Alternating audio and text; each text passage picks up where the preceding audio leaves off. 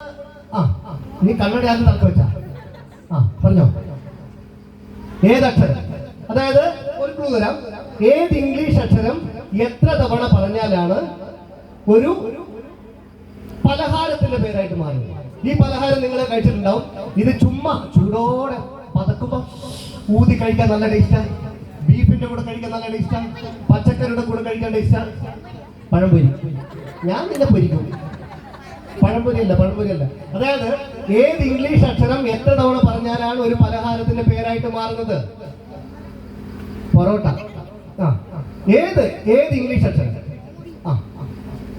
ഉത്തരം പറയാൻ പറഞ്ഞാ ഓക്കെ.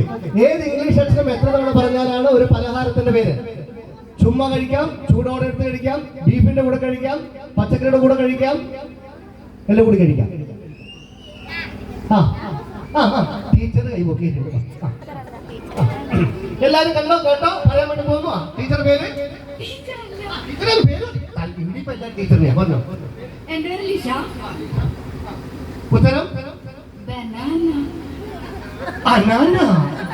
അതല്ല, ബനാന പറഞ്ഞിട്ടില്ലേ? ബനാനെന്ന് പറയുന്നുണ്ടോ? നല്ല ക്ലാപ്പ് കൊടുക്കുക. കറക്റ്റ് കൊടുക്കും. കറക്റ്റ് തെറ്റായ ഉത്തരവാണ്. കറക്റ്റ് തെറ്റായ ഉത്തരം ബനാന. ഏത്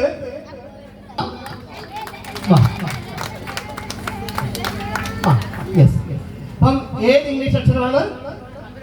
ഏതക്ഷരം? എല്ല്. മലയാളത്തിൽ എത്ര തവണ? 10 തവണ. പറഞ്ഞോ. അങ്ങനെയല്ല, എത്രോണം പറയണം? പറഞ്ഞോ. 10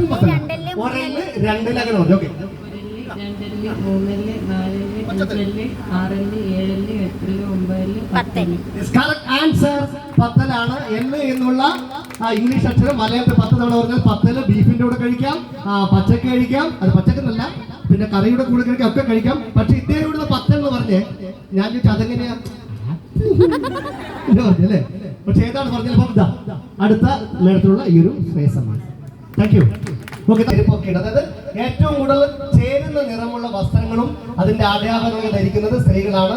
പുരുഷന്മാർ വെള്ളം കൊണ്ടിന് ഏതോ ഒരു കളർ ഷർട്ട് അല്ലെങ്കിൽ പാന്റിന് ഏതോ കളർ ഷർട്ട് ഇട്ടിട്ട് പോവാ.